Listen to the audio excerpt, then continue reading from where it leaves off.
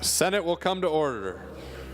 Remaining under motions and resolutions, the next bill up for consideration on special orders is number 45 on general orders, Senate File 395, Senator Johnson.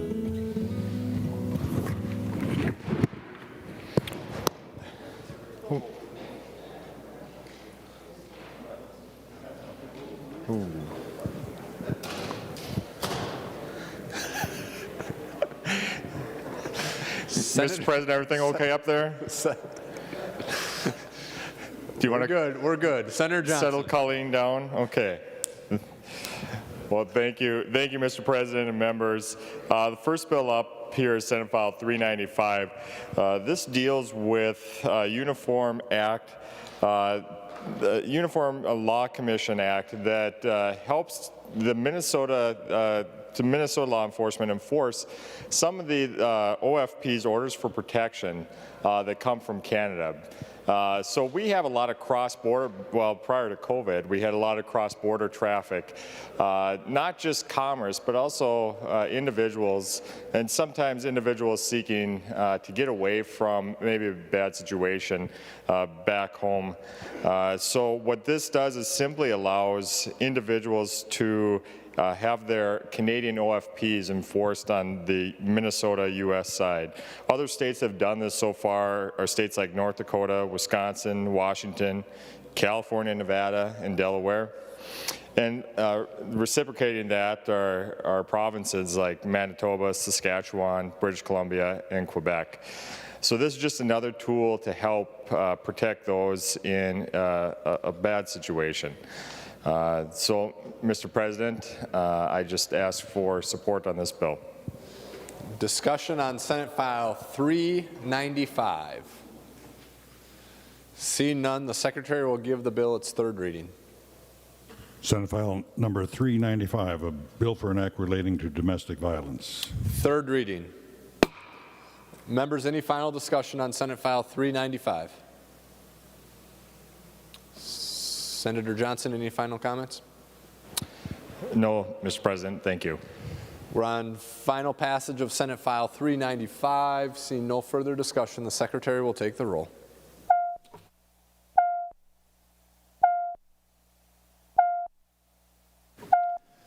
Members in the retiring room, please come to the chamber to vote. Members in room 303, please come to the chamber to vote. And while they're on their way down, members in the President's office, please come to the chamber to vote.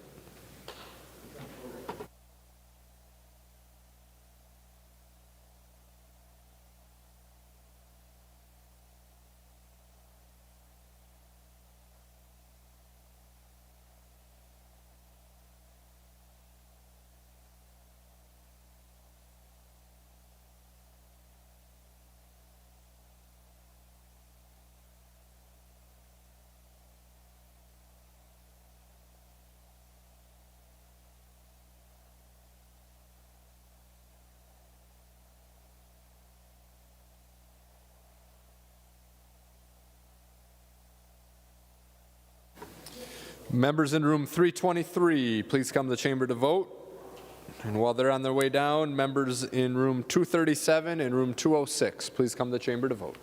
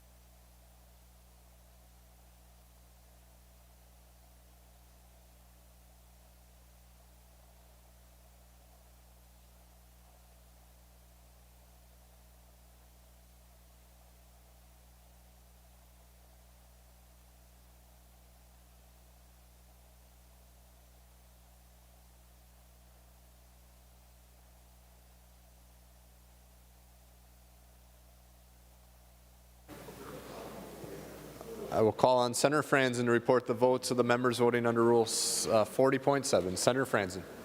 Thank you, Mr. President. Senator Carlson votes aye. Carlson votes aye. Senator Franzen. Mr. President, Senator Clausen votes aye. Clausen votes aye. Senator Franzen. Senator Eaton votes aye. Eaton votes aye. Senator Franzen. Thank you, Mr. President. Senator Eakin votes aye. Eakin votes aye. Senator Franzen. Thank you, Mr. President. Senator Fateh votes aye. Fateh votes aye. Senator Franzen. Mr. President, Senator Hoffman votes aye. Hoffman votes aye. Senator Franzen. Mr. President, Senator Isaacson votes aye. Isaacson votes aye. Senator Franzen. Mr. President, Senator Johnson Stewart votes aye. Johnson Stewart votes aye. Senator Franzen. Senator Kent votes aye. Kent votes aye. Senator Franzen. Mr. President, Senator Klein votes aye. Klein votes aye. Senator Franzen. Mr. President, Senator Latz votes aye. Latz votes aye. Senator Franzen. Mr. President, Senator Marty votes aye. Marty votes aye. Senator Franzen. Mr. President, Senator Newton votes aye. Newton votes aye. Senator Franzen. Mr. President, Senator Port votes aye. Port votes aye. Senator Franzen. Mr. President, Senator Putnam votes aye. Putnam votes aye. Senator Franzen. Mr. President, Senator Rest votes aye. Rest votes aye. Senator Franzen. Mr. President, Senator Wickland votes aye. Wickland votes aye.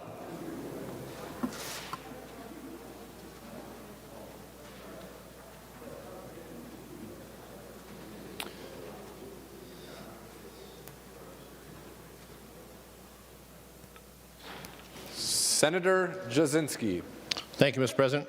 Senator Anderson votes aye. Anderson votes aye. Senator Jasinski. Senator Coleman votes aye. Coleman votes aye. Senator Jasinski. Senator Draheim votes aye. Draheim votes aye. Senator Jasinski. Senator Goggin votes aye. Goggin votes aye. Senator Jasinski. Senator Housley votes aye. Housley votes aye. Senator Jasinski. Senator Karan votes aye. Karan votes aye. Senator Jasinski. Senator Lang votes aye. Lang votes aye. Senator Jasinski. Senator Nelson votes aye. Nelson votes aye. Senator Jasinski. Senator Newman votes aye. Newman votes aye. Senator Jasinski. Senator Rarick votes aye. Rarick votes aye. Senator Jasinski. Senator Senjum votes aye. Senjum votes aye. Senator Jasinski. Senator Westrom votes aye. Westrom votes aye. Senator Jasinski.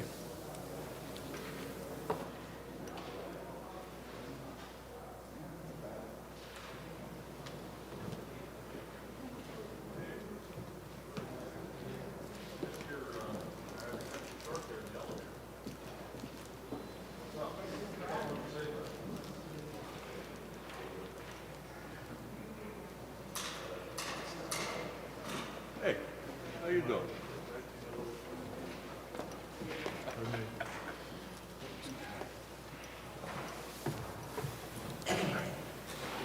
Hey, John. I'm gonna be leaving. Oh.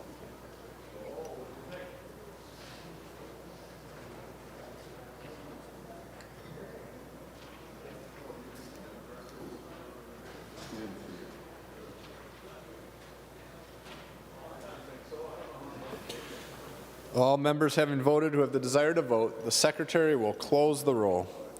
There being 66 ayes and 0 nays, the bill is passed and its title agreed to. The next bill up for consideration is number 24 on general orders, Senate File 440. Senator Johnson. Mr. President, Senate File 440 is a bill to help a situation known as equity stripping. Several of you were here in the mid-2000s when you addressed this issue originally, and this dealt with the equity stripping that had happened around the mortgage market around the 2000s timeframe.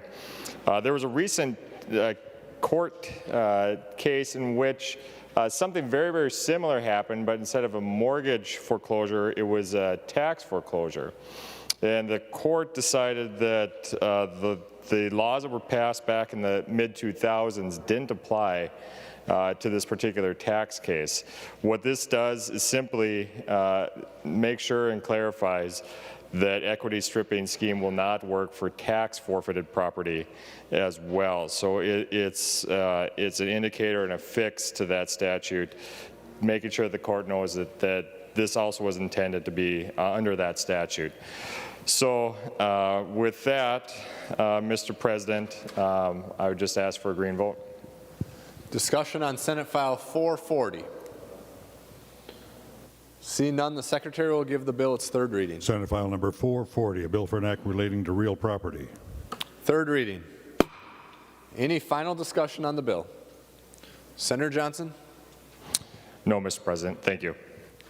We are on final passage of Senate File 440. Seeing no further discussion, the Secretary will take the roll.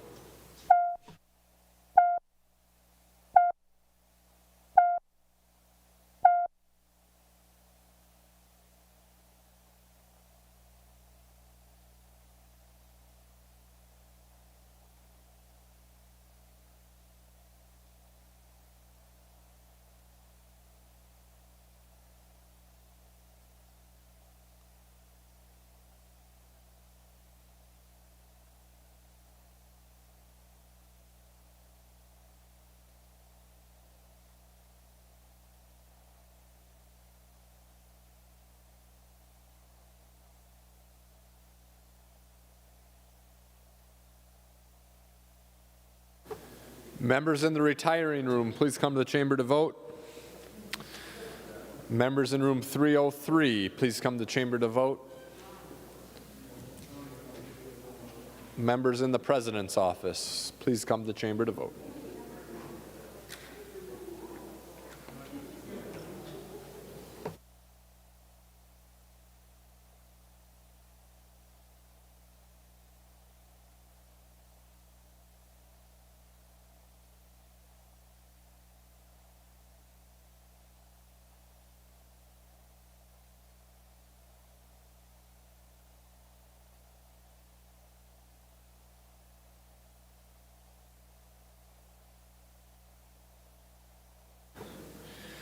Members in room 323, please come to the chamber to vote.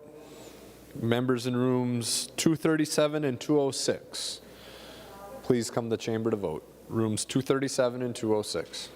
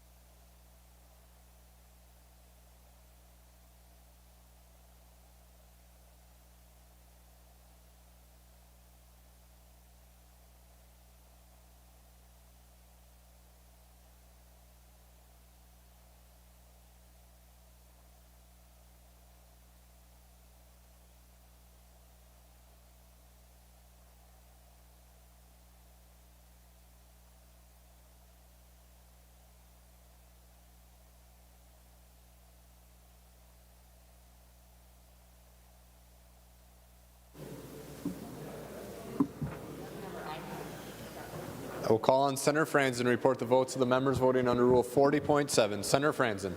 Thank you, Mr. President. Senator Carlson votes aye. Carlson votes aye. Senator Franzen. Senator Clausen votes aye. Clausen votes aye. Senator Franzen. Senator Eaton votes aye. Eaton votes aye. Senator Franzen. Senator Eakin votes aye. Eakin votes aye. Senator Franzen. Senator Fateh votes aye. Fateh votes aye. Senator Franzen. Senator Hoffman votes aye. Hoffman votes aye. Senator Franzen. Senator Isaacson votes aye. Isaacson votes aye. Senator Franzen. Senator Johnson Stewart votes aye. Johnson Stewart votes aye. Senator Franzen. Senator Kent votes aye. Kent votes aye. Senator Franzen. Senator Klein votes aye. Klein votes aye. Senator Franzen. Senator Latz votes aye. Latz votes aye. Senator Franzen. Senator Marty votes aye. Marty votes aye. Senator Franzen. Senator Newton votes aye. Newton votes aye. Senator Franzen. Senator Port votes aye.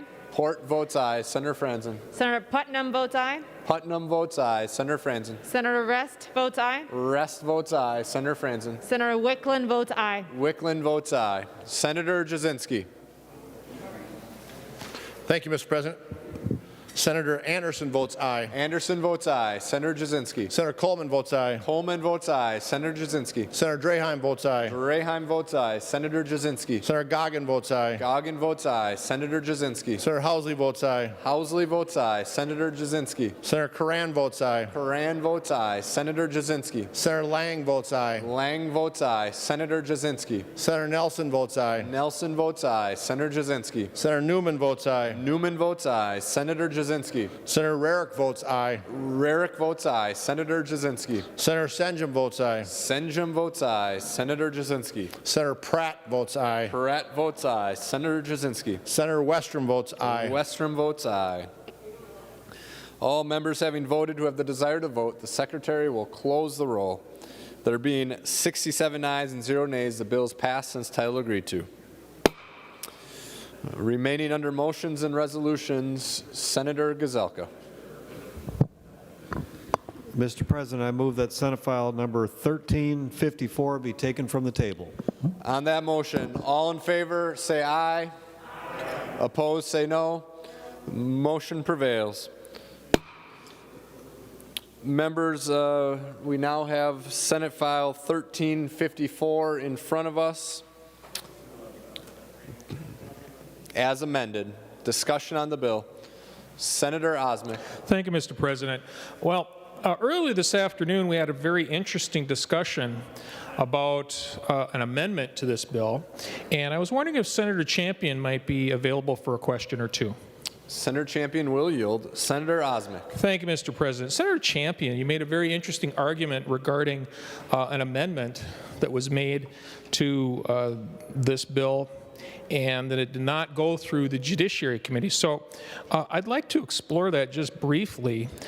Senator Champion, are you aware of a bill in 2017? It's from March 29th, 2017. This is the omnibus bill. I have a printout for you if the page would give it to you. So Senator Champion, your commentary is that a bill or an amendment should have triggered this to go through the judiciary, and I actually transcribed. If you look in the back of your of that handout, you can keep it, Senator Champion.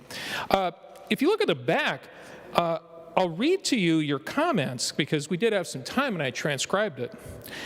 It says, process is important. These are your words.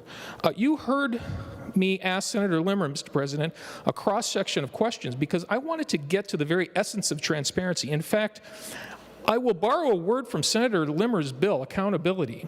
This bill came to finance, the author's amendment was put on the bill, and it had judiciary provisions in it, along with other things you will hear about, and this did not go through those committees.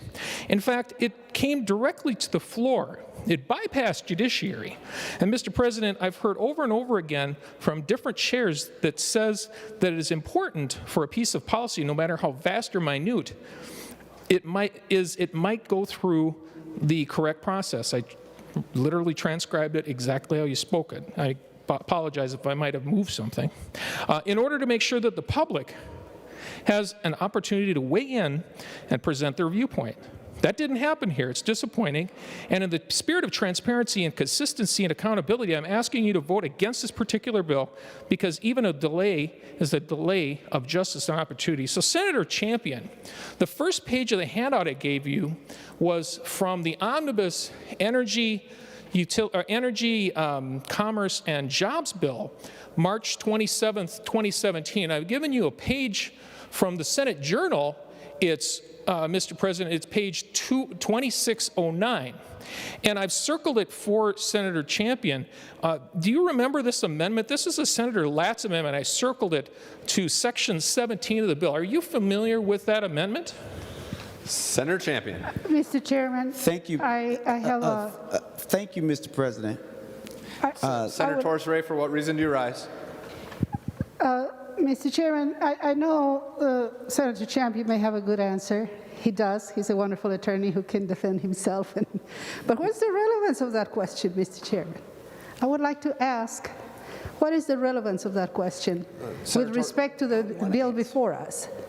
Senator Torres-Ray, I don't know if you have a specific point of order. I will remind the members to stay on topic. It looks like Senator Champion is ready to answer the question, so ready. let's just see where it takes us here. Senator Champion. Mr. President, thank you for the opportunity to speak to the question that's being posed by Senator Osmek. For clarity, I think it's always important for us to have transparency and accountability. Mr. President, Senator Osmek asked me, am I familiar with this? The answer is no, but let me go further. It doesn't matter if I'm familiar with it or not, because the process is in place for a reason. There's a difference between an amendment that comes to this particular floor, because we have had situations where Senator Osmek, Mr. Chair, has not provided our caucus an opportunity to be heard in any committee. And the only time that a bill can be heard from this party or the minority party is on this floor. And so when we think in terms of transparency, it goes the full gamut. So the better question for Senator Osmek is whether he's ever stood in the way of individuals' bills being heard in his committee because he did not want to hear those bills, and therefore their only option was on this floor. I might say one additional thing, Mr. President, because he asked me such good questions and I couldn't wait to answer, is I'm saying this.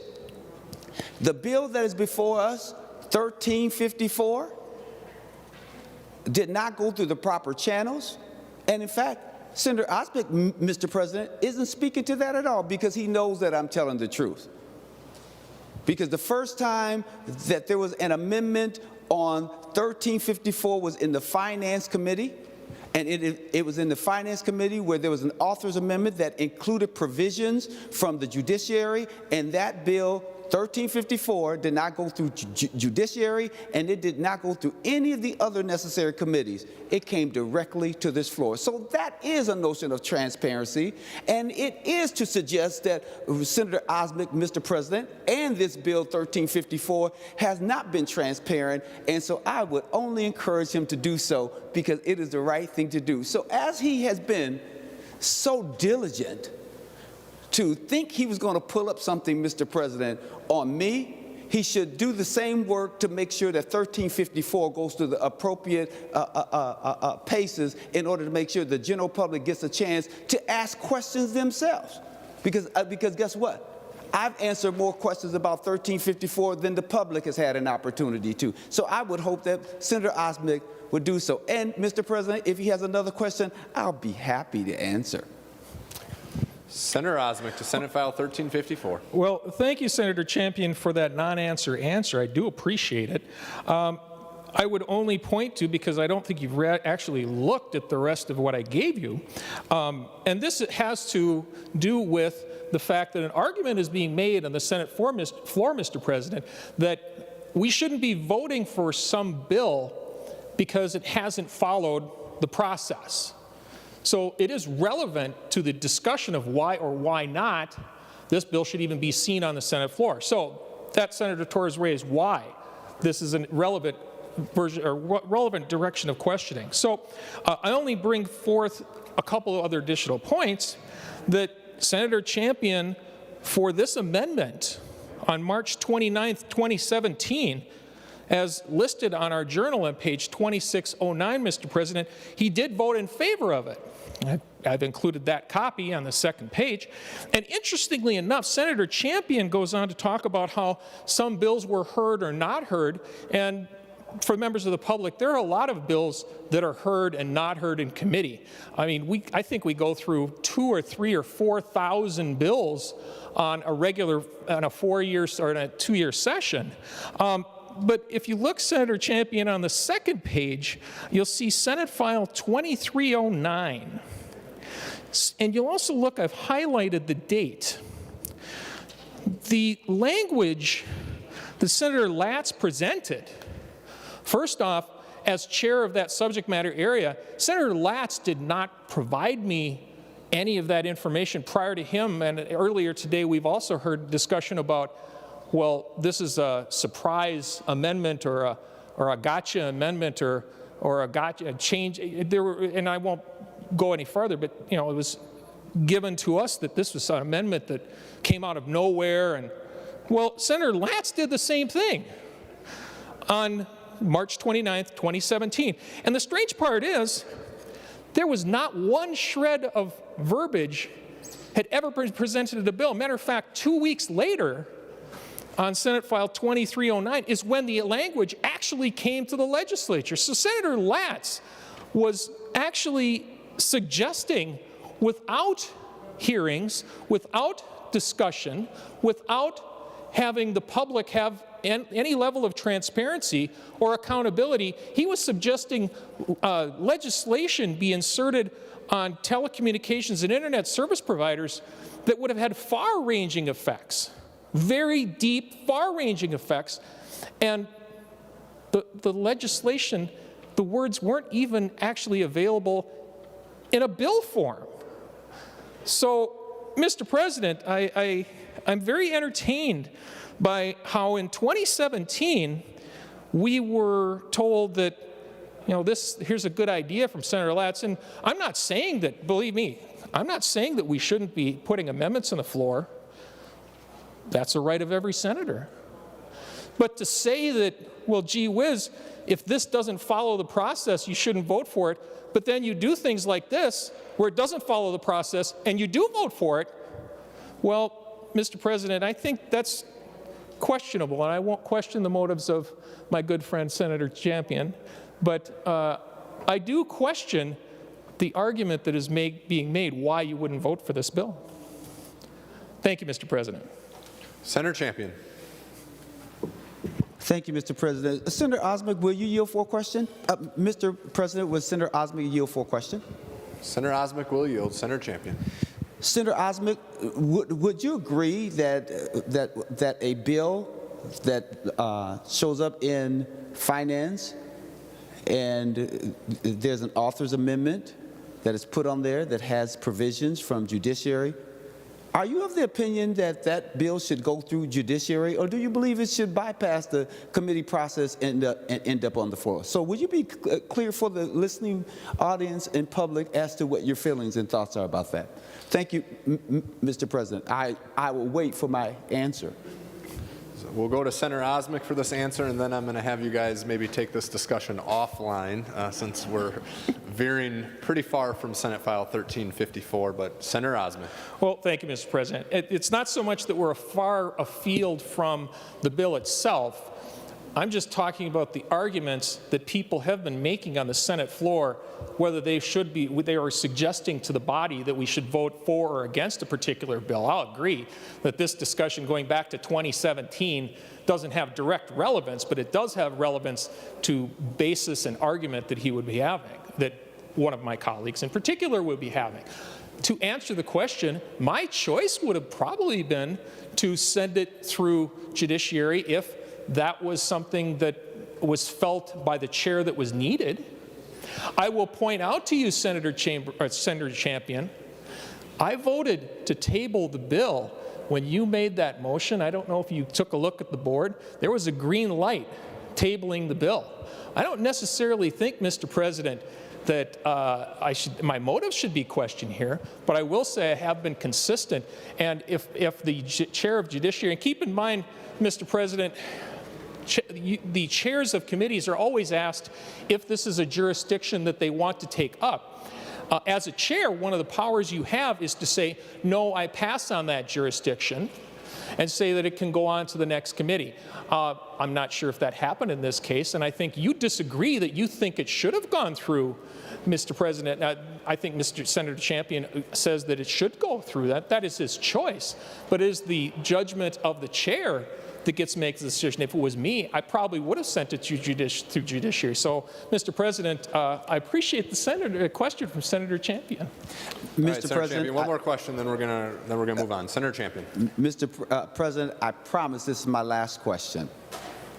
For Senator Osmek, I should make sure I clarify that. Senator Osmek will yield. Senator Osmek, you talked about the importance of the process, and Mr. President, I want to thank Senator Osmek for voting with me to lay this bill on the table, because that's where it should be, is laid on the table.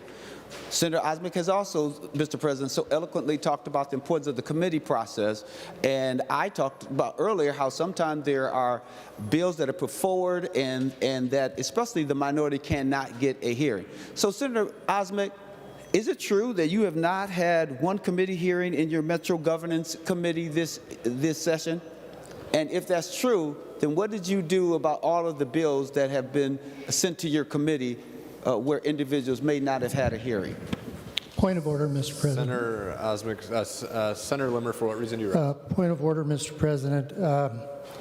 I believe our Senate rules give us direction to keep the focus of discussion on the bill before us.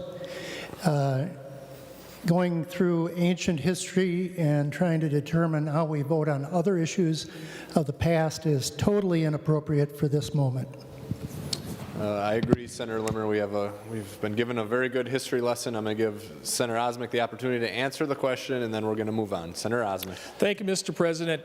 To Senator Champion's question, my understanding is that there have been no bills referred to my committee, so therefore there's no reason for the committee to be held at this point in time. But thank you for that question. All right, next on the list I have Senator Dibble. The Secretary will give Senate File 1354 its third reading. Senate File number 1354, Bill for an Act relating to public safety. Third reading. Final discussion on the bill, Senator Dietzich. Thank you, Mr. President. Will Senator Weber yield for some questions? Senator Weber will yield. Senator Dietzich. Thank you, Mr. President. I did not hear this bill when it was in finance because taxes was going on at the same time. I was listening today. Senator Dibble asked some of the questions. Senator Champion made some of my comments, but I just have a few more questions to just learn more about the bill. As Senator Champion mentioned, and we just had the discussion on, did the bill go through the regular process or not? It went right to finance and then came here. Senator Dibble mentioned earlier that the minority caucus did not get this bill till, we didn't know we were hearing this bill till 9:30 last night, and we didn't get actual language to any amendments until literally I sat down on the floor when we started. So would like to ask some more questions. So starting on line 1.21, the purpose of the bill is to reimburse local government. But then you go on to the next page, at the top of the page, and it talks about the applicant could be another state. So Senator Weber is allowing another state from so they're outside of Minnesota, so allowing another state to take money. How does that work with the purpose to reimburse local governments when we're not funding our own state and state agencies? Senator Weber. Thank you, Mr. President. The reality of it is that there have been calls to additional states for help, and as a result of that, it was felt that it was appropriate in order to compensate those individuals as well. And of course, there's at least one state that questions whether they will send anyone over or allow anyone to come over. But the reality of it is that it was felt that that was, in a mutual aid situation, was acceptable. Senator Dietzich. Thank you, Mr. President. So the purpose isn't just to fund local governments, it is to actually fund local governments and maybe other state agencies. So I just want to clarify that. If you go to page 4, will Senator Weber yield? Senator Weber will yield. Senator Dietzich. Thank you, Mr. President. The top paragraph on page 4 says that if a receiving jurisdiction, so the city that's asking for help, refused either the commissioner's request to observe the public safety event response or the commissioner's officer advice, the reimbursement panel may deny the applicant's request for reimbursement. It then goes on to say a receiving jurisdiction is not obligated to follow or implement the commissioner's advice, and the reimbursement panel may not deny a receiving jurisdiction's application for reimbursement because they did not follow the advice. So it talks about they may deny and then they may not deny. So could you please clarify that? Senator Weber.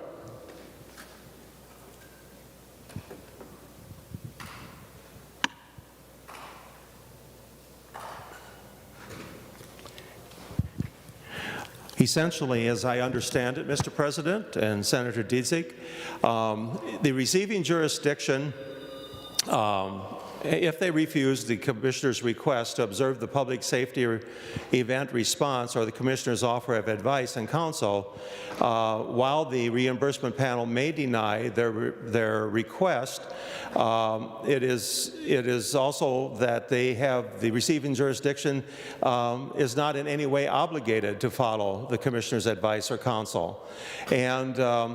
And that alone may not be a reason that the panel denies that request. And so at this point in time, I think what it actually means is that the Commissioner may give recommendations, but the receiving agency does not have to follow them in order to receive payment. Senator Dietzick. Thank you, Mr. President. Thank you, Senator Weber. Part of the reason, so the public knows I'm asking this, is to just get clarification. So if there are any questions, as the bill moves forward and if this becomes law, if there are any questions by either the reimbursement panel or the LCC or whomever, we have a record of what the actual motive or meaning of this language was. If you go down to line 4.24, will Senator Weber yield? Senator Weber will yield. Senator Dietzick. Thank you, Mr. President. So the receiving jurisdiction shall receive 75% of eligible costs, but the sending jurisdiction get 100%. Could you just explain the rationale behind that? Because sometimes I believe the receiving jurisdiction will have a lot more cost also. I'm not saying that the sending jurisdiction doesn't have costs. I'm just saying the receiving jurisdiction also may have a lot of costs associated with it. And so why are they only allowed 75%? Senator Weber. Thank you, Mr. President. The purpose of that is that so that we all recognize that if we're in a community that is undergoing some of those issues, our costs are going to be greater. And as a result of that, it was believed that it was fair to have 75% and 100% distributed in that fashion. And so, it's basically, that is the reason. Senator Dietzick. Thank you, Mr. President. Will Senator Weber continue to yield? Senator Weber will yield. Senator Dietzick. Thank you, Mr. President. On page 6, under subdivision 10, starting on line 612, we talk about audits.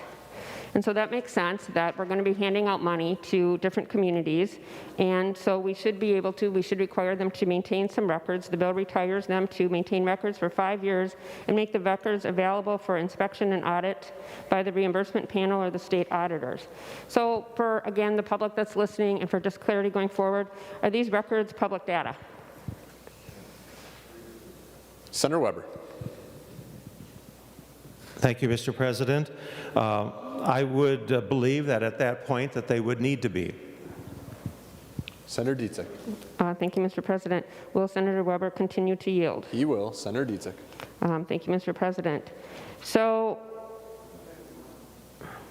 what happens if the state auditor finds an issue with these records? Is there any recourse for them to take? So if either the records were not maintained properly or after upon review, because in here it also talks about getting reimbursed and sending back money if they get additional money from the feds or somebody else to cover costs.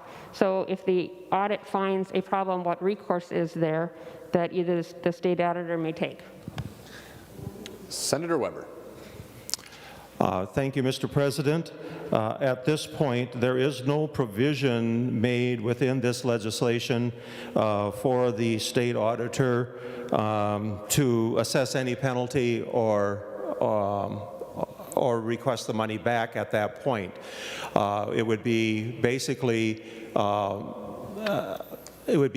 an item of discovery and would allow for there to be, if the need arose again in the future, basically a correction of the problem. Senator Dietzick. Thank you, Mr. President. Will Senator Weber continue to yield? He will yield. Senator Dietzick. Thank you. So earlier we talked about that this isn't just for local governments, that we could be sending money to a local jurisdiction in another state or directly to another state. So can the state auditor tell another jurisdiction in another state what to do? Senator Weber.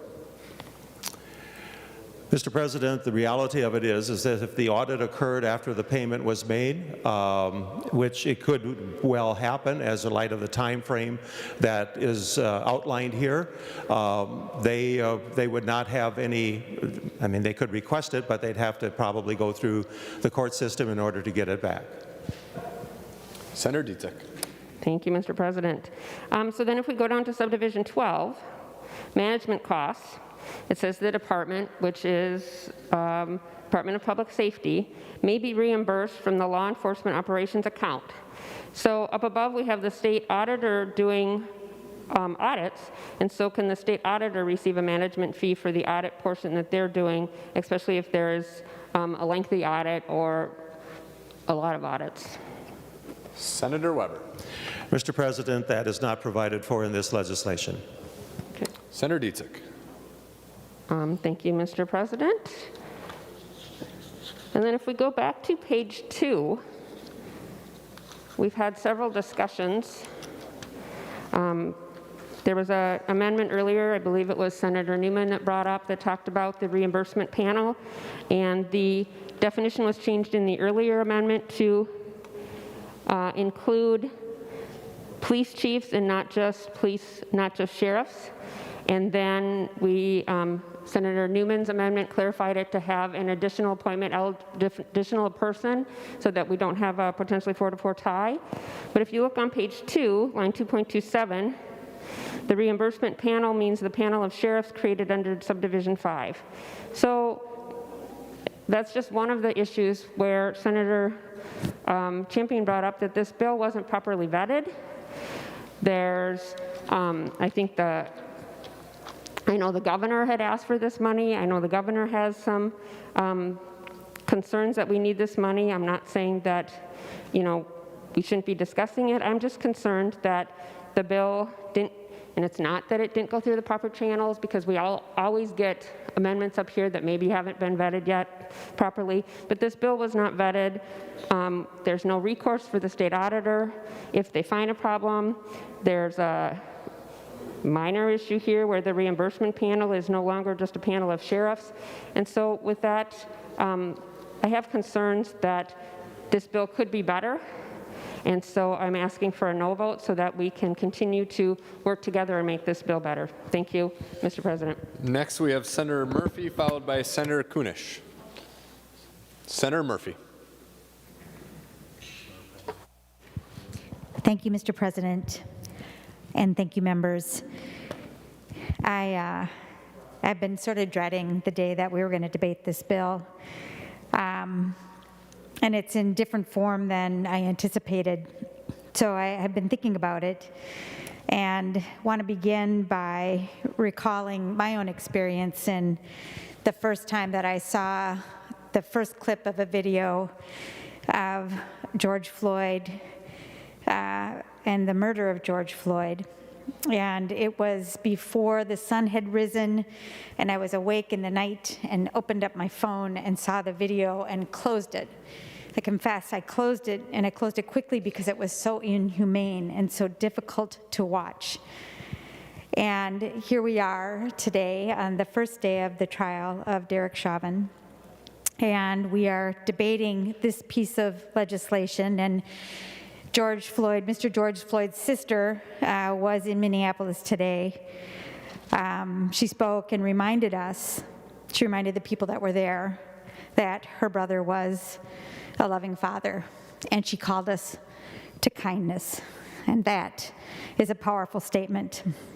I don't imagine, not really, that we are debating this bill today, on this day, by accident, and that speaks to me, and it speaks to me not in the words of Bridget Floyd and calling us to kindness, but instead to the harshness that has penetrated our politics in a way that separates us from our humanity and from the people and what they're experiencing. And inside this chamber, it seems almost sterile in our discussion about this legislation that is so rooted in a painful experience that we all experienced in Minnesota. We're still experiencing in Minnesota. And as I reviewed the bill, it is the addition of of that language, the redefinition of a disaster, that language to say a disaster is not the result of civil unrest,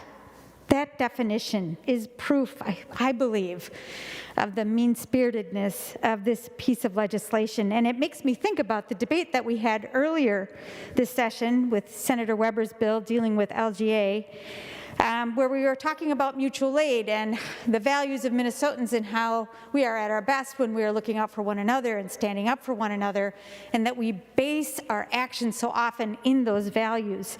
You know, after that debate, I got calls from people that I have met over the course of my tenure in politics, people who live down in Senate District 16 and Senate District 17, so far from the district I represent, who said, thank you for sticking up for us. Thank you for looking out for us. I heard from a person I've known for many, many years who lives in Senator Rosen's district, who was touched by the words about Madelia, but also wanted to know, do you think it is possible that the continued debates that we're having about our geographic differences mean that a community like Madelia could get left behind next time? And I said, I am worried about that as well, because we have to stop using geographic politics to divide us and pit us against one another, and yet that's what we're doing, again, with this piece of legislation. You know, I had the great privilege of serving as a majority leader in the other body. It is a responsibility different from the representation of a district in that you do have a statewide responsibility. And we all represent our districts, and each of those districts have something to offer that's beautiful for Minnesota. But when you are the majority leader, you have a responsibility to everybody in this state. And I found after those years that it was really hard not to feel deeply connected to everybody, to people, to the regions, to everything that is happening in this state. Much harder than to pit a region one against another. I'm not going to stand on the floor and pick on Iron Rangers, nor am I going to stand on the floor and talk down people who live in rural Minnesota. And I'm not going to stand on the floor and disparage our neighbors in Minneapolis or St. Paul. And right now, they are hurting. And this bill, whether you intended it or not, and I suspect there's intention, this is hurting people right now. This is not a bill that is going to satisfy an immediate problem. There's a negotiation underway. Maybe this is the Senate's way of taking its position public. Maybe that's what we're up to. But I don't see this legislation moving in a direction that is going to really help Minnesota move forward through the course of these next months. When you are lucky enough to be elected as a majority leader, and it seems our majority leader, there he is, when you're lucky enough to be elected to represent all of us, Majority Leader Gazelka, then I think it is important to remember that all of us matter. Mr. President, Senator Benson, for what reason do you rise? I would ask that Senator Murphy direct her comments to the President. Just a reminder, address your comments to and through the President. Senator Murphy. Thank you, Mr. President. You might consider that my expression of peaceful civil disorder today on this floor. People across the state expect us to represent all of their interests, whether it is the fierce fighters of the Iron Range, our neighbors who live all across rural Minnesota, the voices that make up Black Lives Matter. They all matter. And right now, we are debating a piece of legislation that rather than advances our shared causes together, puts a finger in a wound in a way that is, from my perspective, pretty unforgivable. And I hope that you will join me and vote against this legislation. Next on the list, we have Senator Kunish, followed by Senator Frentz.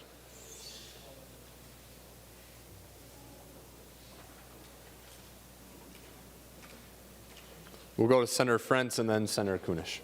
Senator Frentz. Well, thank you, Mr. President, and thank you, members, for a great debate. A reminder that we're here for everybody in Minnesota, and that a word we toss around the chamber is respect. The more we show, the more we get. Respect for everybody, each other, Metro, Greater Minnesota, old, young, teachers, citizens, and law enforcement. Would you like an example of respect? Senator Torres-Ray said today of law enforcement, they're human beings, and they have some of the toughest jobs.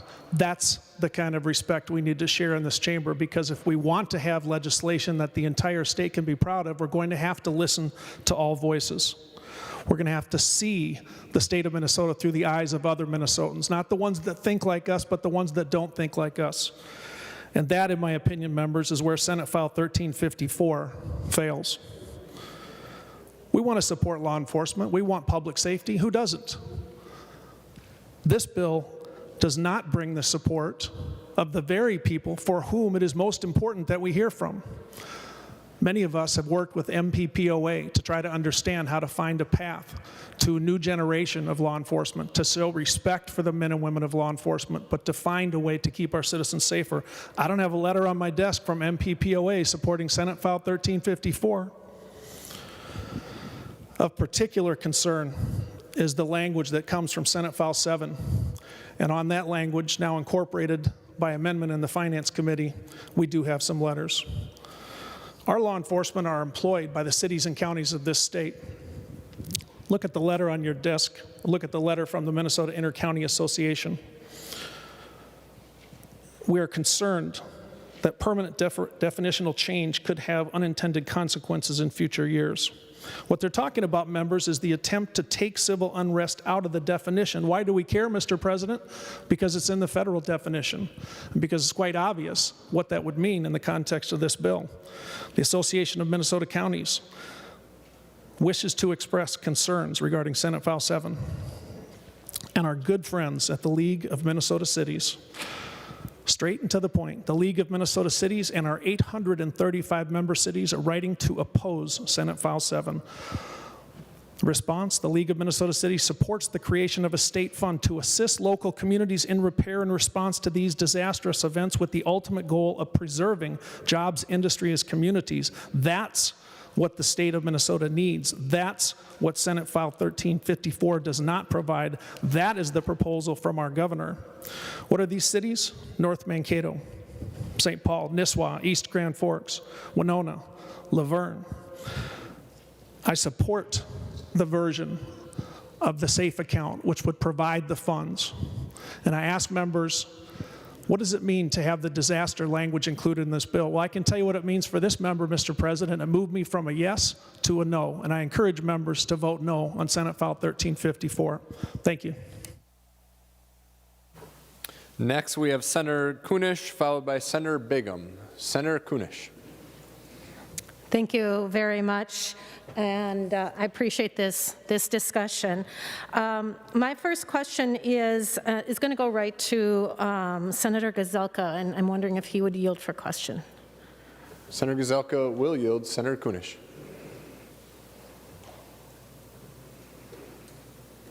Oh.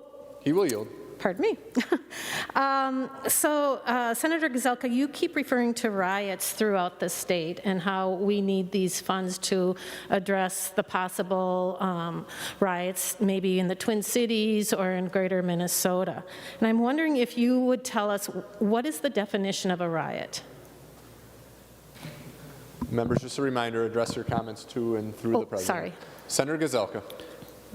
Mr. President, I didn't look up the exact definition, so I'm not going to say that, but I'll say what I mean when I think about riots.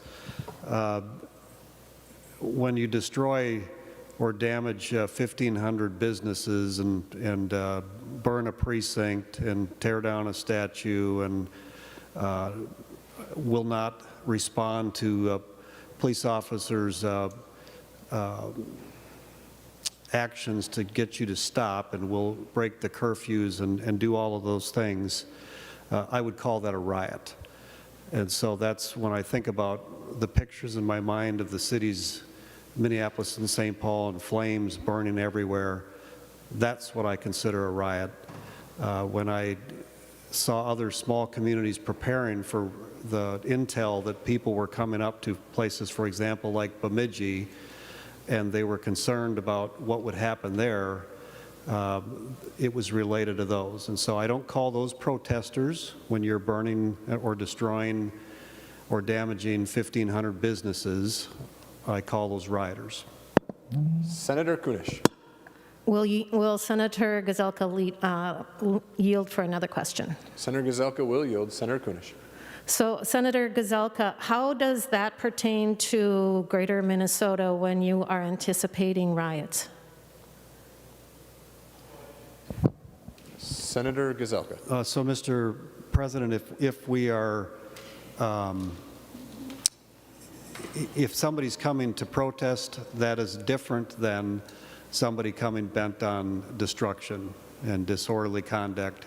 And so if that's what they're doing in some place, and you hear rumors that they're coming to another place like Bemidji or Brainerd or Wadena or wherever else, then you need to prepare accordingly to those that might riot and not just protest. Senator Kunish. Would Senator Gazelka yield for another question? Senator Gazelka will continue to yield. Senator Kunish. Thank you. So what are you anticipating in Wadena and Bemidji and these other communities? But, Mr. President, Senator Gazelka. For example, the pipeline travels throughout northern Minnesota from the west to the east, and people that are bent on destroying any property would be considered a riot. If you're the stories of Bemidji, I knew some of the police that climbed on top of the precinct up there, getting ready for what they did not know when they knew that Molotov cocktails were thrown into buildings in Minneapolis and St. Paul, and so they were preparing in that way for rioters. Senator Kunish, and just again, a friendly reminder to address your comments to the President and through the President. Senator Kunish. Okay, thank you. Will Senator Gazelka continue to yield? Senator Gazelka will continue to yield. Senator Kunish. So, Mr. President, what, I guess my question is, where I'm going with this is that during this time that we've had a little break, I've had a number of people who have been watching this and wondering what's going on and what the inference was to Line 3 and rioting. Up until this point, there has not been any rioting, yet unfortunately, folks are anticipating riots and some sort of violence. And when we think about what's going up there on Line 3, and for folks that don't really know about Line 3, this is a line that is going through some of the most pristine areas of Minnesota, and it's called by Enbridge a replacement line of tar sands, some of the yuckiest, most awful junk that you could possibly send. And it's being done by a multinational corporation not in Minnesota. And it has gone through this, this beautiful part of Minnesota. Unfortunately, there are many people that are not in favor of this Line 3, and rightly so. It violates treaty rights. It violates sovereignty rights. It is unnecessary. It is not a replacement line, but a whole nother line by a company from Canada that has not been a good steward to Minnesota. They didn't maintain their lines before, and they're not maintaining that line now. And now they want to put another line through Minnesota at the expense of Minnesota. Mr. President, point of order. Senator Rude, for what reason do you rise? Mr. President, I find this line of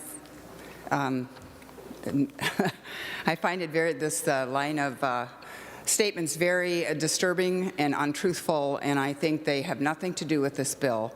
And I think that we should stick to the subject of this bill and to the truth. Members, we are on Senate File 1354. The topic was discussed earlier, so please just keep your comments specific to Senate File 1354. Senator Torres-Ray. Thank you, Mr. Chairman, Mr. President. This has everything to do with this bill. This is about law enforcement and paying law enforcement to control the presence of Native people in their own land. This is what this bill is all about. This bill is to provide compensation for law enforcement in very specific places. 2 places, Minneapolis, where African American people live, and line 3, the location that Senator Mary Kunesh-Podein is actually describing right now, where we have a significant presence of indigenous people in the state of Minnesota. It has absolutely everything to do with the topic that we're talking about, Mr. President. Thank you. Senator Torres-Ray, Senator Ruud raised a point of order. I did not rule that the comments were out of order. Senator Kunesh has the floor. We're going to let her continue with her comments. Members, please continue to focus your comments on Senate File 1354. Senator Kunesh. Thank you, Mr. President.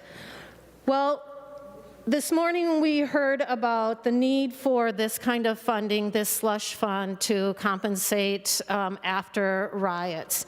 And in this bill, there is a carve-out for that would not allow the support of any communities or areas that had riots or those sort of thing. And the inference was that they are anticipating that there will be riots in northern Minnesota. Right now, that area is being protested, but it's being protested in a peaceful way, in a manner that is prayerful, that is based on indigenous values. And the folks that have contacted me during this interim were greatly insulted by the inference that there would be riots, especially by them. Now, if I may go on, Senator Gazelka mentioned explosives. A couple weeks ago, something was thrown out of a car, and the communities reacted in such a way that it destroyed the communities. These are the things that are happening in greater Minnesota, yet everybody is preparing in a malicious way, in a military way, for pushing against these peaceful water warriors and peaceful folks who do not believe in this line 3. And so when I read this bill, and when I hear from Senator Gazelka that we need to prepare for something like that, it makes me worried. It makes me wonder what's being planned down the road as far as creating an unsafe environment for the communities that live up there. One of the pieces of information that I was just given is the development or the coordination of something called Northern Lights Task Force. And I would like to ask Senator Gazelka if he is familiar with the Northern Lights Task Force. Senator Gazelka will yield. Senator Kunesh, do you have a specific question for him? Yes, I'm wondering if he is familiar with the term Northern Lights Task Force. Senator Gazelka. Mr. President, Senator, I don't know that I could tell you exactly what it is. I've heard the name, but beyond that, I can't give you the details. Senator Kunesh. Thank you, Mr. President. Thank you, Senator Gazelka. The Northern Lights Task Force is a force that was organized to force line through unwilling communities by arresting and harassing water protectors. They've stockpiled rubber bullets and other militarized equipment. The sheriff departments are being directed and paid by Enbridge, and they work in open coordination with Enbridge Security. The state of Minnesota, operating on its own expense, has deployed other law enforcement with many DNR agents and also state highway patrol troopers. The Aiken County Sheriff Department, Cass County, Itasca County are among the active departments. And so my question again, if I may, to Senator Gazelka. If these forces are being deployed at this time and militia and other harmful supplies are being stockpiled in anticipation of these peaceful protesters, my question is, would this discount them from receiving any of these funds should there be violence that is broken out by provocation by other organizations like the Northern Lights Task Force? Members, I'm going to let Senator Gazelka answer the question. We are starting to veer off a little bit from Senate File 1354, but Senator Gazelka. Thank you, Mr. President. I don't want to answer hypotheticals other than to say that some of the police communities in my area have been asked to respond in mutual aid agreements to places along the pipeline to bring added safety. And I think the one lesson that if we did not learn, if the governor did not learn, if the city leadership in Minneapolis did not learn in the riots that happened after the death of George Floyd, it was that you have to be prepared and that you have to have a stronger force than those that are there that could spill over into violent activities. And so having preparation along the pipeline when people want to stop that modernization of a pipeline and making it safer rather than having oil transferred by trains and having to make sure that they truly just protest and do nothing else, I think is wise. We should have had more of that in Minneapolis in day 2, 3, 4, 5 of the riots or the protests that became riots and did not. And so having some preparation, I think, is a good idea. Senator Kunish. Thank you, Mr. President. I'll finish up here, but my concern as it applies to this bill is that there will be provocation against people that are peaceful and thoughtful on their own lands. In the last couple of months, there are folks that have received charges after the fact, sometimes weeks or days for being there in a protest. Water protectors have been cited by the DNR for being on their own ceremonial locations by the Mississippi River, an area that I myself have visited and felt the spirit that was there. No parking signs are placed up and down near the Palisade area, though parking is legal elsewhere on the road.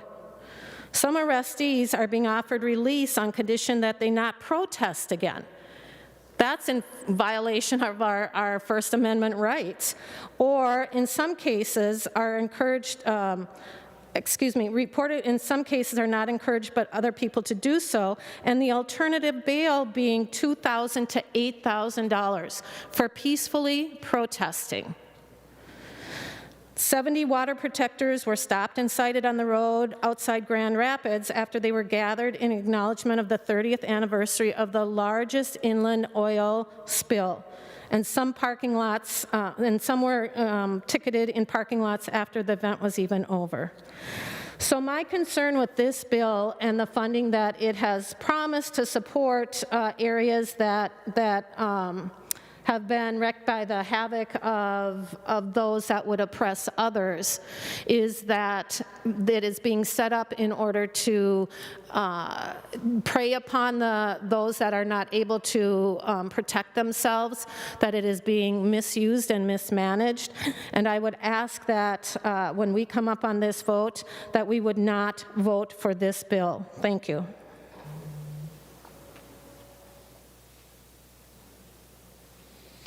Next on the list, we have Senator Bigham, followed by Senator Pappas. We'll get that microphone sanitized there for Senator Bigham. Senator Bigham. Thank you, Mr. President. We got to really lower this microphone when I step up. Members, Senator Frentz, not going to lie, stole a lot of what I was going to say. So I'll try not to repeat it, but there's been a lot of discussion about Minneapolis and what happened in the summer, but it was also in the suburbs. We had Dakota County had millions of dollars of damage, and I've said this before, I'll say it again, but there's like this creepy, weird fixation on Minneapolis this session, and we've got a lot of stuff on our plate that we need to move on and deal with that this body has not. And so I want to highlight the true intention of the SAFE Act, which is to make sure there's money there to help municipalities that provide services across the state with a mutual aid, making sure their bills get paid. I get it. The governor's bill is a bill that I could support. I can't support this bill. Section 1, which eliminates catastrophe caused by civil disorder out of the Emergency Preparedness Fund, is a non-starter. I don't understand why we would have an adversary relationship with our local governments. MICA, Minnesota Intercounty Association, sent a letter, and I know that Senator Frentz read some of them, not going to read all of them, but the one that's most striking to me is the paragraph that talks about delinking from the federal disaster definition will add to confusion and inefficiency in times of disaster. That state and county governments have much experience determining whether disaster costs qualify as eligible expenses under FEMA guidelines.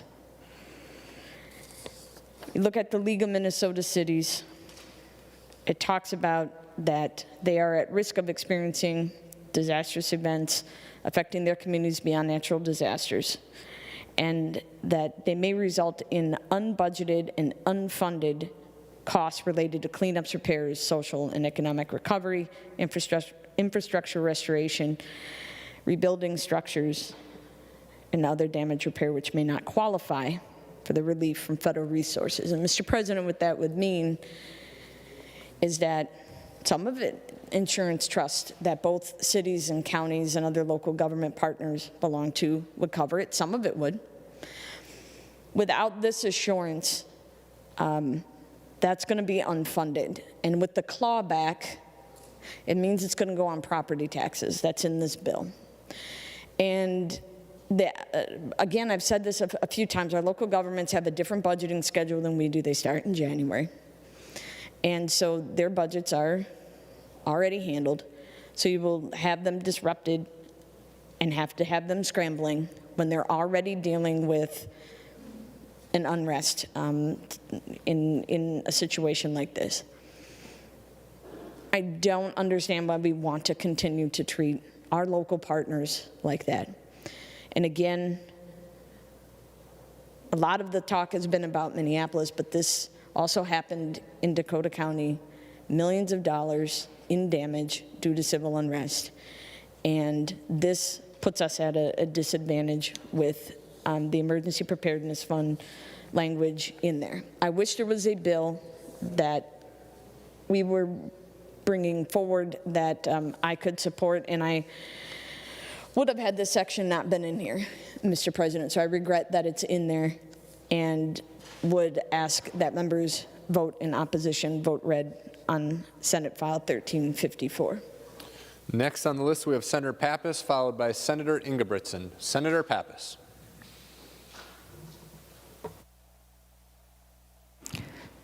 Thank you, Mr. President. I think St. Paul needs to be heard a little bit here on the floor. After all, we are the state capital, and there are hundreds of demonstrations that take place, peaceful demonstrations, in and in front of the state capitol during normal years. Obviously, with the Chauvin trial beginning, we do need to do something so that law enforcement is prepared. But I'm very disappointed that this bill wasn't heard in Judiciary. At least it's one of the few committees I'm on where I could better understand the bill, and that perhaps my city, my capital city, could have testified. I understand they weren't invited to weigh in when it was heard in Finance either. So I represent the state capitol, and as I said, there's many peaceful demonstrations that go on here. You're all aware of them, but But why wouldn't St. Paul be consulted, since we are the capital city? I mean, heaven forbid something should happen like what happened in D.C. on January 6th, where the Capitol would be breached. That hopefully won't happen here because we'll be better prepared.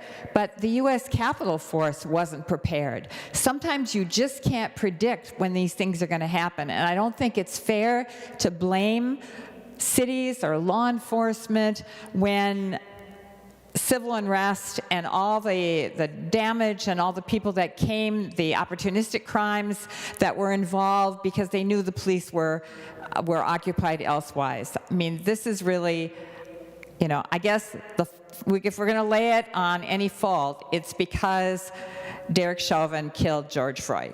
That's where the blame is, because he wasn't properly trained. So that brings me to another issue, which is I don't see any legitimate reason to delay the deadly force policy change that was negotiated so well by Senator Limmer and Representative Mariani last summer. Why should we delay that? My city has already banned chokeholds. My city's not asked for any delays in policies that put more controls on the use of deadly force. I don't even understand why it's in this bill, except it's a poison pill. So then the other poison pill is, why is Senate File 7 in this bill, which again appears to blame my city for the civil disorder that occurred last summer? Given the fact that people weren't consulted, people weren't included, it hasn't had proper vetting, and it includes these two poison pills, I definitely think this bill is not ready for prime time. Next on the list, we have Senator Ingebrigtsen, followed by Senator Herr. Senator Ingebrigtsen. Thank you, Mr. President and members. We've had a lot of good discussion, a lot of discussion that was off track, quite frankly. And if you're watching this, it's pretty clear that Minnesotans are somewhat confused about what's going on. But let's make a couple things real clear, and why we're here, why we got here, how we got here. Governor Walz requested, I believe it was, $50 million to help prepare for what potentially could be some dangerous events coming forward after the trial of the person that's being accused of killing George Floyd.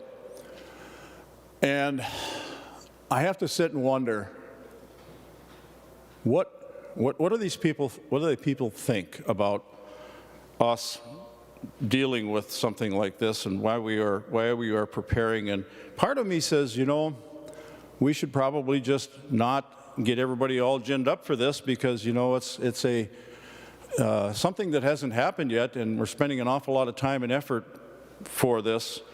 And Minneapolis has spent actually $1.1 million, I believe, already to prepare for this. And then there's discussions going on the floor about whether rural Minnesota or metro Minnesota should be paying for this. And the discussion is quite confusing. Then somebody gets up and says, and I really have to emphasize this, members, that we're here today to talk about what's actually happening today, and that's the trial. I mean, we're preparing for the trial of someone who was innocent until proven guilty, but we referred to that person as a murderer on the floor of the Senate. We consistently do that. I'm amazed at that. I'm amazed at that. Now, I've seen the film. I know what I've seen. I don't think I've seen everything, but I know what I've seen, and it was unconscionable. There's no question about it. But I think until we are actually brought before our courts in an orderly fashion in the United States, we're innocent until proven guilty, but not here, not with some of the senators, not with, well, for certain not the media. The media has made this person guilty before we even got there. Mr. President. So what I'm saying, Mr. President, and members. Senator Dibble, for what reason do you rise? I'm wondering whether the guilt or innocence of Officer Chauvin has anything to do with the substance of this bill.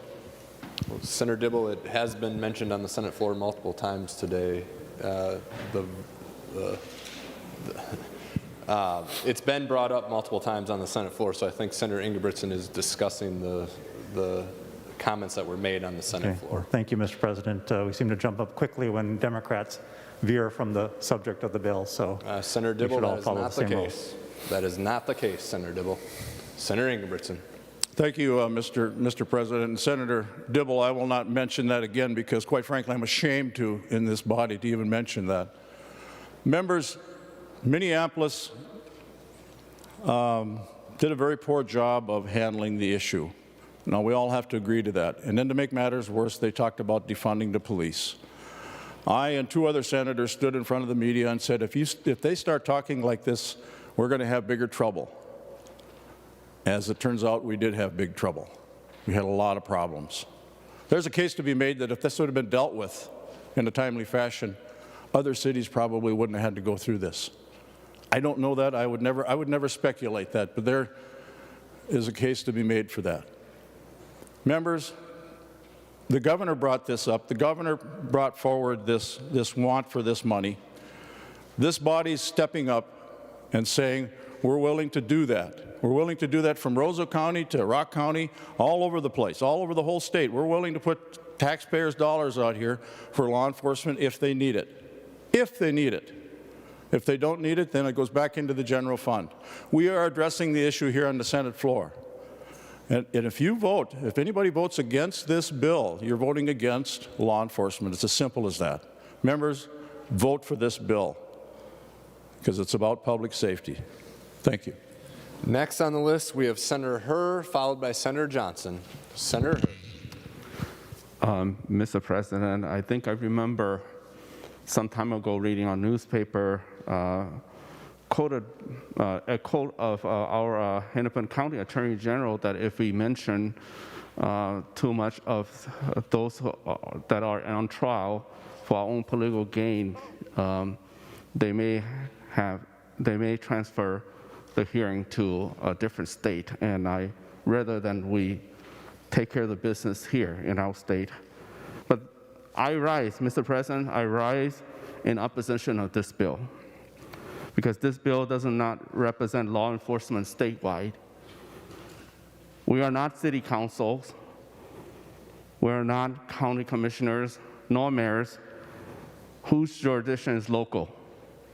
We are a member of the Senate, the state Senate. In this body, we are charged with responsibility of representing Minnesota, all Minnesotans. Senate File 1354, as amended, doesn't do that. And it should have been tabled until we have stronger consensus, or let it come through the proper channel, the proper route. If we're moving forward this bill, we're picking which and what emergency to support law enforcement on. It puts city and county against one another as if we don't already have enough division. Times like this, we should come together with our hearts, our intellect, our policy, and our prayers for those who believe. Putting this bill forth today in a surprising manner, as coincides to a trial in Minneapolis, is uncalled for. And I ask that we shouldn't lose sight on social justice. To me, as a member of the Senate body, putting forth of this bill appears as a political reaction rather than finding proactive solution together. I would say that political reason has consequences that can exacerbate our current circumstances. So, member, I ask that we vote no. Thank you. Next on the list, we have Senator Johnson, followed by Senator Rosen. Senator Johnson. Thank you, Mr. President. Mr. President, we're still on Senate File 1354. That's correct. Third reading. Thank you, Mr. President. For a little while there, I was a little confused because I heard people senators talk about this bill hurts feelings. This bill is unforgivable. This bill is disrespectful. I don't know if we're reading the same bill, Mr. President, but I know there might be some confused folks who are maybe tuning into this somewhere at home, watching this on TV. So I just want to go through it a little bit. And I know Senator Weber did a great job of doing that, but I just want some clarity on this. This bill really moves in 3 different parts. The first part, we're talking about the DACA account, the disaster assistance account that many of our communities use. Now, if you look at that in section 1.12 through 1.15, if you'll notice a common denominator between those things, tornadoes, storms, high water, wind-driven water, tidal waves, et cetera, those lack one thing that maybe other disasters like civil disorder might have, and that's culpability. You can't go out and sue Mother Nature. You can't hold them responsible, Mother Nature responsible. So we agree that that's a fund that pays for those things that are act of nature that we can't help. With a civil disorder like we saw this summer, where there's many different avenues and maybe opportunities for this body to get together to create funding for that would also include some sort of changes in legislation to alleviate those problems. We won't have that opportunity if we start reaching into the DACA account and taking it away from what it was truly designed to do. So that's part one. Part two, as we've heard, it's problematic for many people, but let's just read what that says in the purpose statement. This section establishes state public aid program to provide cost-sharing assistance through reimbursement to local governments. That sounds exactly like what the governor asked us to do. He said it was urgent. He said this had to be done. Look at this. We've got a bill together that actually isn't that far off from what the governor had asked us to do, and we just did it in a way that was accountable. Somebody said that the panel, the redistribution panel that helps decide the expenses, was a bureaucratic panel. Well, I don't know about you, but in my county we elect the sheriffs, and here we have a board of elected sheriffs that can be held accountable for the decisions that they make. And finally, on part three, so the first part was the DACA account. The second part is just getting the money out like the governor had asked us to. And finally, part three, we talk a little bit about the training. We've heard over and over again that they had 11 days to create an effective training program for the new standards that were put out. How is anybody going to do that in 11 days? This is a reasonable ask. This isn't disrespectful. This isn't unforgivable. This shouldn't hurt your feelings. This is practical. This is the Senate doing its job and its work. And Senator Weber and those that were responsible for this, I think, have done a good job of addressing the needs. So thank you, Mr. President. Next on the list, we have Senator Rosen, followed by Senator Rude. Senator Rosen. Thank you, Mr. President. I, too, would like to stand and thank Senator Weber and all those that are involved in this bill and getting it to the floor as soon as possible. I know there has been a tremendous amount of negotiation since this bill was heard in Finance on February 25th, and unfortunately, the House was unable to move the governor's bill. It failed 62 to 72. So the Senate is being responsible in their dealing with this. And it just happens to be on this day that we need to get this bill out. We need to support law enforcement. I'd also like to mention and defend Section 1, the DACA account. There's no malfeasance in this, members. This is a fund that has been working since 2014. And if our good friend, Senator Cohen, was on this floor, the author of this bill, along with Representative Pulowski, he would say, and he would verify that this fund was specific for natural disasters. Now, my other good friend, Senator Frentz, mentions 12A, that it says civil unrest in the definition. Unfortunately, it does not say that. It has been, though, Senator Frentz, it has been used for civil unrest in the Rodney King,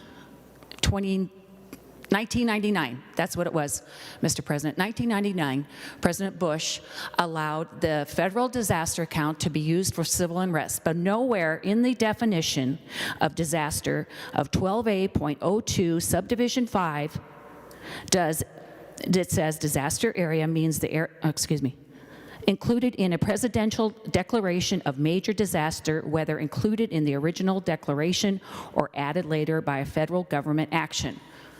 Again, there is no definition or no reference to civil unrest in our 12A statute.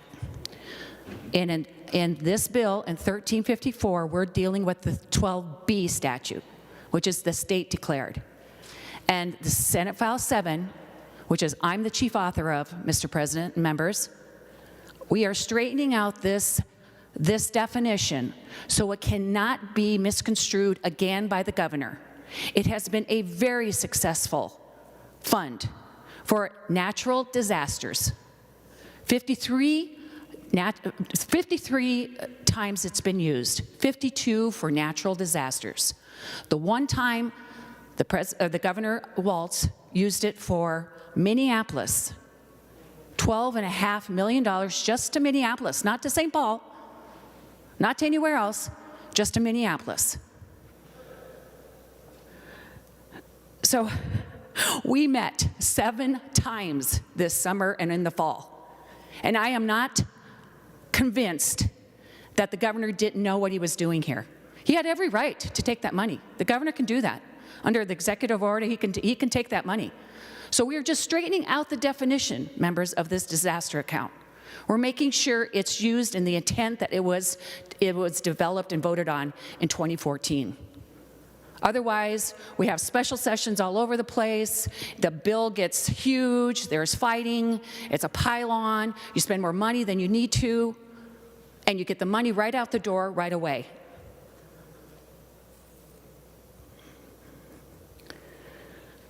So again, we're just asking the governor to include the legislature, and he should have included us on this DACA account.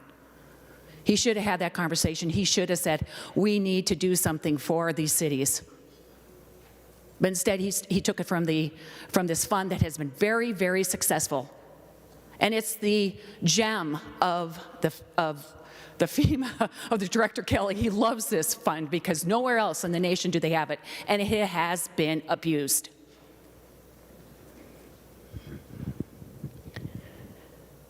And I'd like to just make one more point about the civil disorder motion or move that was made on this floor. I have served in the minority for 12 years, and I've never done anything like that just because I disagreed with the majority. We are the Senate. We have decorum. We have respect. So thank you, Mr. President. Members, please vote for this bill. Next on the list, we have Senator Ruud, followed by the bill's author, Senator Weber. Senator Ruud. Mr. President and members, I rise to apologize for my outburst and for my point of order.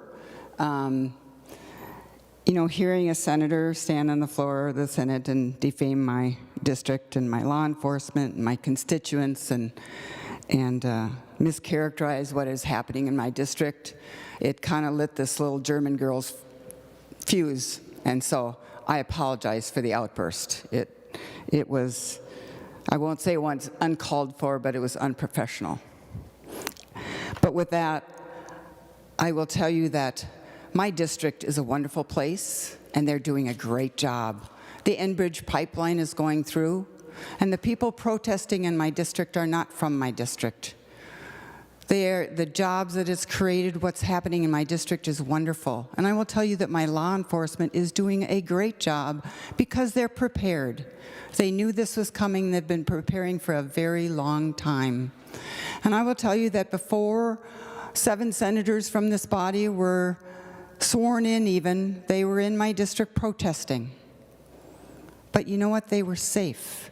And they could come to my district and they could protest and they could have their news conference and they could do all the things they want, but they were safe because my law enforcement made them safe. And we were prepared for them to be there. And there's a lot of peaceful protesting, and there's a lot of protesting that's not very good, but the sheriff is taking care of it in a peaceful manner. And those people that are breaking the law get arrested, as they should, and those that don't get arrested. So members, please don't mischaracterize another senator's district and be the expert for their district when my district is doing just fine. And again, I apologize for the outburst, but it was uncalled for to mischaracterize what's happening in my district. Thank you, Mr. President. Next on the list, we have Senator Weber, followed by Senator Gazelka. Senator Weber. Thank you, Mr. President. We've heard a lot of discussion today, and I'm not going to go and recover all of it within my final remarks.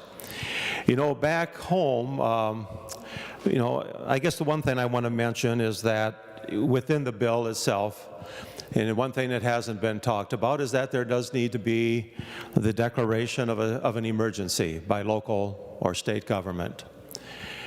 So that, that declaration has to be there in order for this process to begin.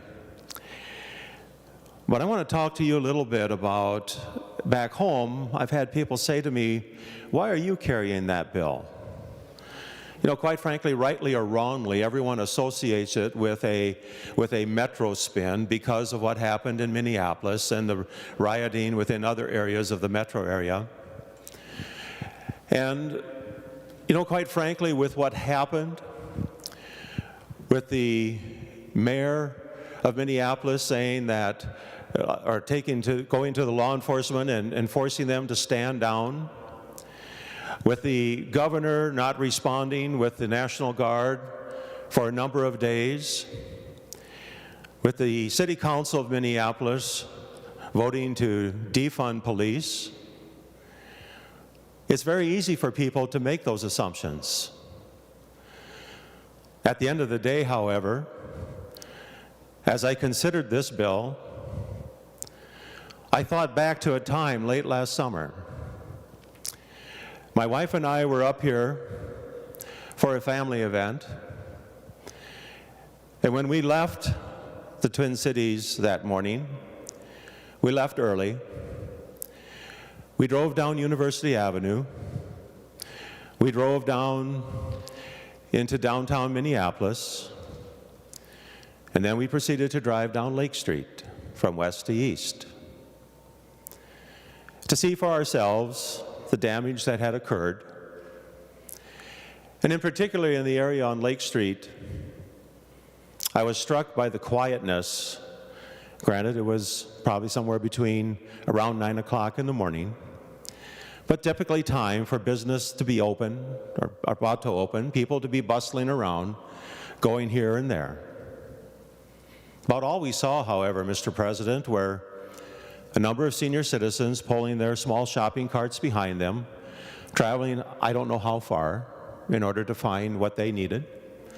I saw young mothers with toddlers pushing their strollers, assuming they were somewhat on the same type of a mission.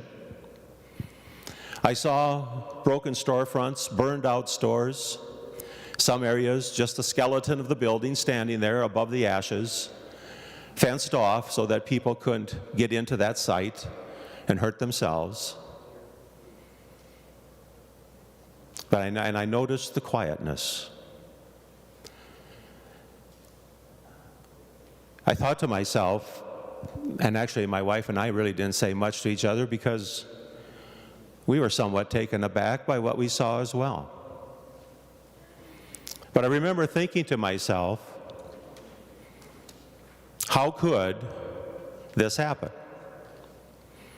How could local leaders order police to stand down to allow things to disintegrate to a point where this type of activity would occur? We all know what precipitated it, and I don't believe there's anyone in this chamber that agrees or condones what happened. But there were many different areas, many different decisions that could have been made to keep the aftermath from being what it was. Because sometimes we are affected by the things that we see, the things that we hear. But that is one of the reasons that I agreed to take on the chief authorship of this bill. As I explained to my folks back home, this isn't about what we've heard on the news. This isn't about what we have heard from different people as they're interviewed. This is truly an issue of public safety. And public safety not only for those innocent citizens and businesses that lie in the path of a potential problem, but also for the safety of law enforcement officials who have to deal with it. I would hope that local government leaders, the governor and others, have learned their lesson from what happened last year. And as we go forward from here, I would like to say that having visited with the individual in charge of preparing and having to react to whatever might happen in the upcoming weeks, and let us all say that we should all hope and pray that nothing does. We should all hope and pray that local leaders are reaching out to community leaders to try and stop this type of activity from happening again. We should hope that those individuals who did come into the area from the outside, on both sides of an issue, are not listened to by those who live within the area.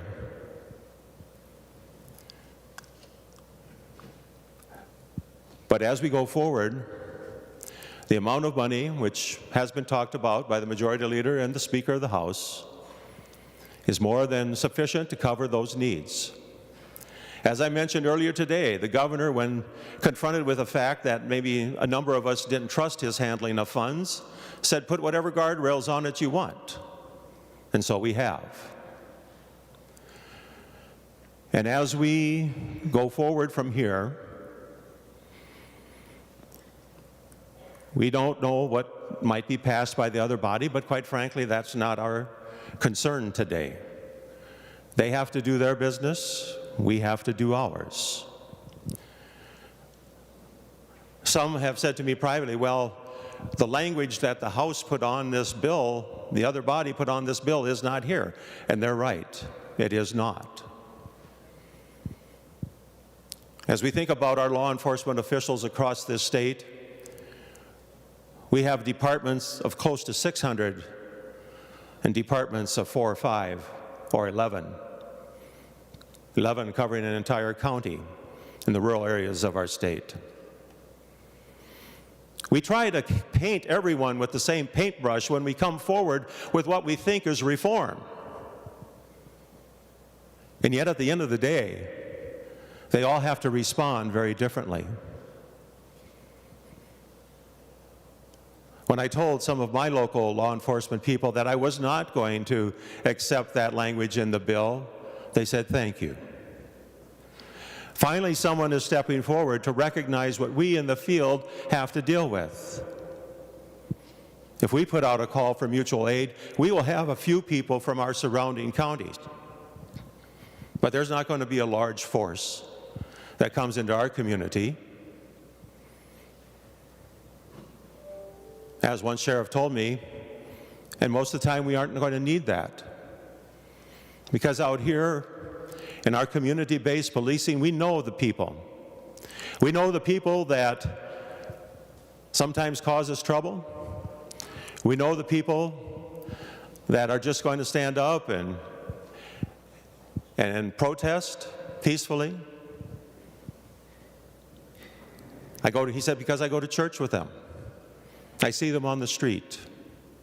It's a luxury in small-town Minnesota that the big city sometimes doesn't have. But at the end of the day, I just want to say to everyone in this body, because there are people on both sides of this aisle that don't want this bill to pass. Now, we can go ahead and we can vote no. We can send a message that, no, we're not going to do anything. There's been enough between the local government aid bill and this bill. There's been enough 5, 10, 15-second clips that can be used for re-election campaigns till the cows come home, as we say back home. But the reality of it is, Mr. President, today is the day that we need to do what we were sent here to do: to lead, to govern, and to address the issues as they face the state of Minnesota.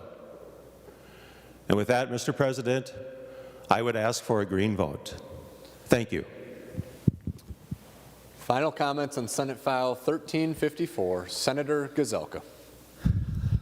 Thank you, Mr. President and members. This really started a few months ago or so when the governor said we need 35 million to provide the resources necessary to be ready for the trial that is coming up that could potentially be harmful. A reasonable request. Some of us were frustrated, frankly, because of the lack of appreciation for the police and what was Minneapolis's role, and the fact that the governor raided the disaster account without talking to us. And so there was some resistance, but not to the fact that we want to make sure that our streets are safe, whether they're in Minneapolis or Bemidji or Duluth or any other place around the state. And so the Senate passed a version of what the governor called SAFE, we call LEO, Law Enforcement Account Center, or Law Enforcement Account. And so we sent that to the House, and the House could not pass anything. The House could not pass the governor's request word for word. The House couldn't pass their version of it. They have not been able to pass anything. And anybody that knows how this process works is the Senate passes a version, the House passes a version, you work together, you get it done, and it becomes law. So we waited for a while, and we decided that we, the Senate, need to lead and move forward with something that we think can work. And so this version is $20 million that goes to those groups that need or that required mutual aid that we would pay across the whole state. Doesn't matter where it is. The agencies that might need resources are still going to have to come back to us. I publicly have said that we will take care of whatever the Highway Patrol needs, whatever the National Guard needs, whatever they need to do to keep Minneapolis safe or any other place safe. We know that we need to be there for them to make that happen. We also knew that the police needed 6 months of extra time for training for the bill that we passed last year, and the reason being is as a result of COVID, they couldn't do this in-person training that they needed, and the fact that the Attorney General did not give the data on what to do until just recently. So again, a simple, reasonable request. And there's a number of other things in this bill, but frankly, when you boil it down, it's just how do we provide some resources for the police to do their jobs wherever it is. And I want to say, I mentioned the pipelines, and I was questioned about that. And so while I had a chance, I looked up Dakota Access Pipeline violence, and sure enough, in 2016, there were violent protesters. There were riots where they bull rushed the location where they were. People were hurt, fences were destroyed. And the reason why I bring that up is because in the Grand Forks Herald, I read, it says opposition to Line 3, according to the protesters, will mirror the violent protests in North Dakota. So I don't care whether it's the pipeline up north or whether it's riots in Minneapolis and St. Paul, wherever, the police groups have come to us and said, look, we want to prepare, we want to do it in a way that we are ready, And I do believe this time around the governor gets that he has to respond quickly, that he cannot wait 4 or 5 days to make a decision, but needs to respond right away. And I believe with that action, I believe no matter what the outcome of that trial is we will be ready. So members, with that, I just ask that you vote green on this, that we get this bill to the House, and that we continue the process to get this bill done. My hope, Mr. President and members, is that then the House will say we have to participate and get this done. It's controlled by Democrats. Everybody knows that. They have to come together and put forward a package that they can pass, or we'll never get it over the finish line. I'm committed on my part. I think everybody in here cares about Minneapolis and St. Paul and every other community around Minnesota. We all know in this body that it's our responsibility to look out for the whole state. And I think that is our commitment. Last thing I'll say is since those riots, I've had a chance to be in Minneapolis, St. Paul more than a dozen times now, talking to community leaders and pastors and police and just members of the community. And I know that they desperately want their streets to be safe so their kids can play out in the playgrounds. They want their businesses up and running, not in fear that somebody's going to burn it down or throw a window in there or throw a rock through the window. They want what we all want. And that's the same thing that we want for everyone and everywhere across the state, and this bill is for everyone, everywhere across the state. Members, we're on final passage of Senate File 1354 as amended. Seeing no further discussion, the Secretary will take the roll.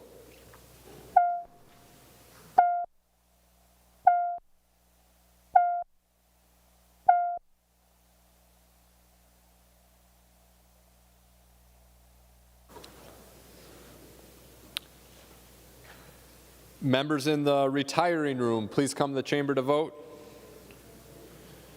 Members in room 303, please come to the chamber to vote.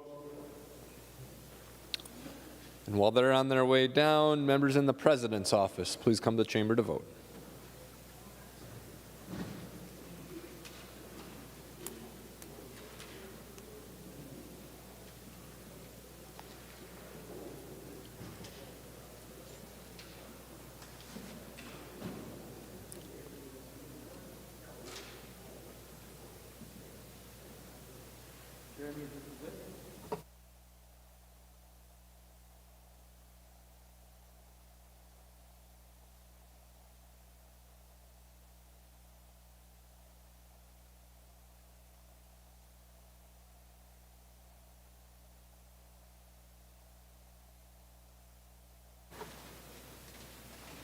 Members in room 323, please come to the chamber to vote. And while they're on their way down, members in room 237 and room 206, please come to the chamber to vote.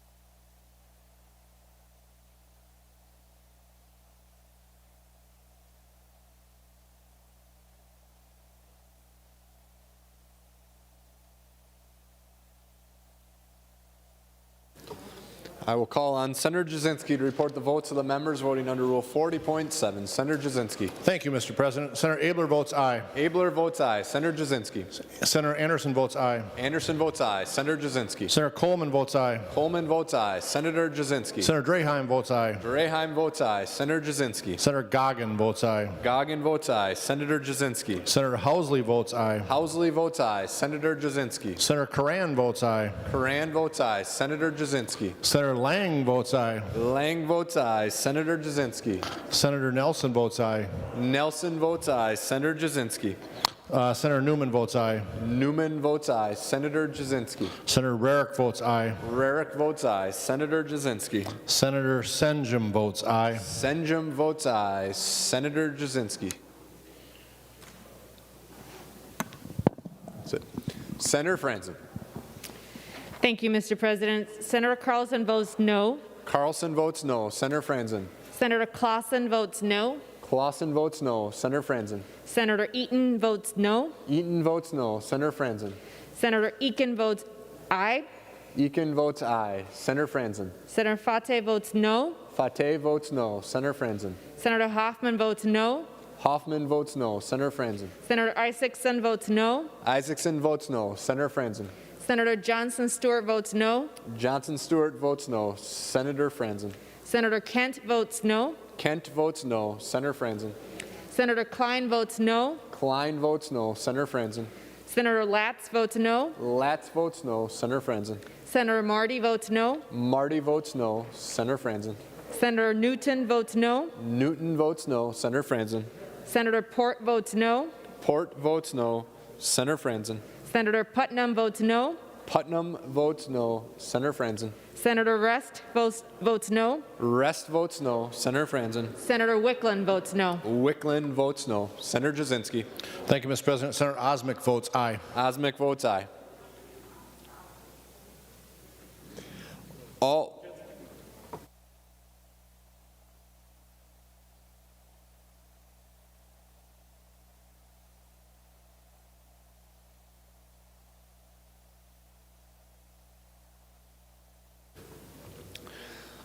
All members having voted who have the desire to vote, the Secretary will close the roll. There being 35 ayes and 32 nays, the bill is passed and its title agreed to. Members, we have an addendum that we're going to work off of here. We're going to move to the fifth order of business, reports of committees. Senator Gazelka. Senator Gazelka, reports of committees. You have a motion to adopt the committee reports listed in the addendum. Yeah, Mr. President, I move that the committee reports printed in the agenda or in the addendum be adopted. On that motion, all in favor say aye. Aye. Opposed say no. Motion prevails. Next, we'll move to the sixth order of business, second reading of Senate bills. The Secretary will read the Senate file numbers. Senate file numbers 1097, 1511, 1765, 1606, 1605, and 785. Second reading.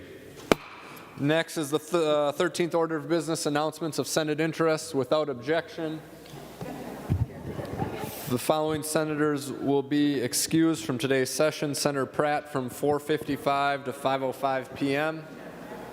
Announcements of Senate interests. Senator Johnson. Thank you, Mr. President.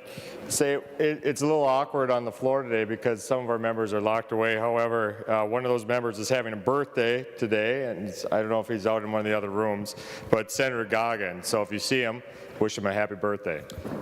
Happy birthday, Senator Goggin. Any other announcements of Senate interests? Senator Gazelka.